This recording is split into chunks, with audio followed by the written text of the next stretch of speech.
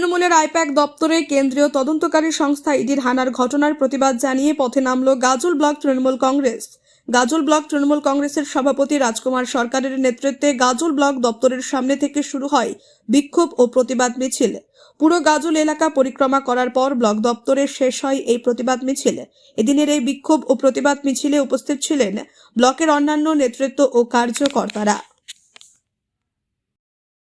যে আমাদের আইপ্যাকের সদর দপ্তরে কলকাতাতে বিজেপি পরিচালিত ইডি সেখানে হামলা করেছে।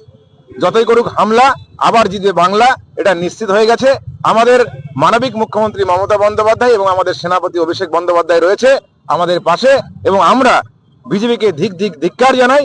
এই জঘন্য চক্রান্ত, বিজেপির যে ষড়যন্ত্র, আবার বাংলা জিততে চলেছে। মানুষের স্বতঃস্ফূর্ত মনোভাব, মানুষের আন্তরিকতা, মানুষের ভালোবাসা তা প্রমাণ করে।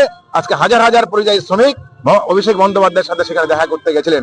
গতকাল উনি আমাদের গাজলের প্রাণ কেন্দ্র দিয়ে উনি গেছেন, সেখানে হাজার হাজার মানুষ ওনাকে দেখার জন্য জমায়েত হয়েছিল। তার ভালোবাসায় সকলে আমরা আনন্দিত। আজকে আমরা র্যালি করব এবং আমাদের এখানে পঞ্চায়েত সমিতির সভাপতি আছেন, জেলা পরিষদ সদস্য আছেন এবং আমাদের সভানেত্রী আছেন, মহিলা তৃণমূল কংগ্রেসের যুব সভাপতি আছেন, সকলে আমরা আছি।